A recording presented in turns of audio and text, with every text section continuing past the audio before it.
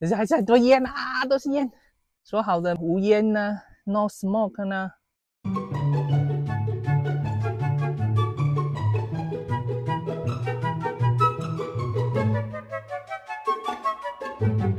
Hello， 大家好，欢迎收看 RV Let's Go。哇，今年第一次露营。现在冬天啊，加州冬天啊会下雨，好几个礼拜都在下雨。趁这个礼拜没有下雨，赶快出来露营一下。我今天要开箱的这个是 Warmburg 出的 Bungstop， 它有出大的也有小的。那它现在出的这个是 Bungstop Mini 小台的。是桌上型用的一个烤炉，大的我就放在旁边用，然后小的呢，我想要可以烤棉花糖啊，或是它有一个炉子的架煎一些小东西啊，我想说有一个这个小小的，其实自己一个人的时候呢，还蛮够用的。那我们现在就来开箱看看吧。OK， 好，那我们打开来看看里面有什么啊？这是他送的一个袋子，然后打开然后是这样子。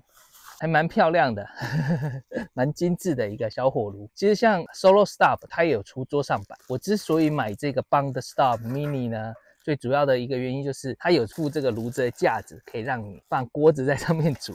它有3种生火的方式。第一种，它附的这个烤炉是可以用液体的酒精还是什么油，然后你可以用这个装在里面，然后来烧。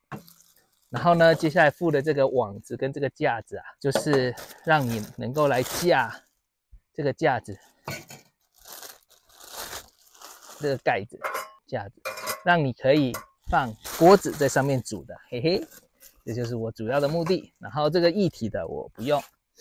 然后刚刚讲过说，它有3种点火的方式嘛。第一种就是液体的，那第2种当然就是烧一般的木材嘛。那第3种你可以烧木颗粒。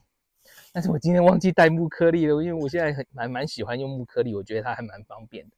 然后拆开来之后呢，这个就是它的底，你没有放这个东西，它就直接就掉到最下面。然后呢，它有这个呢，放这个底，木头呢可以放在这个底的上面。最后一个配件是一个这个盖子，这刚刚应该是给刚刚那个液体的那个燃油用的，你可以把它盖起来就可以熄火了，这个应该是没有用。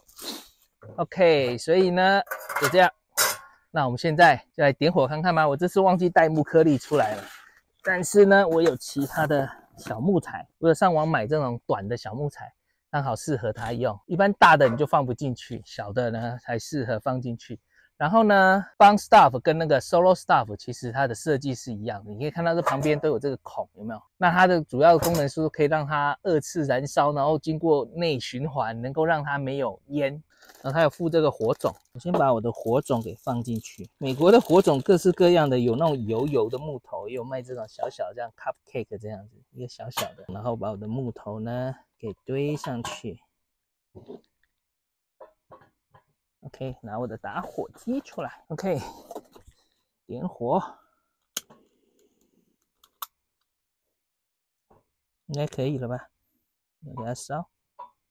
然后把我的盖子呢给盖起来。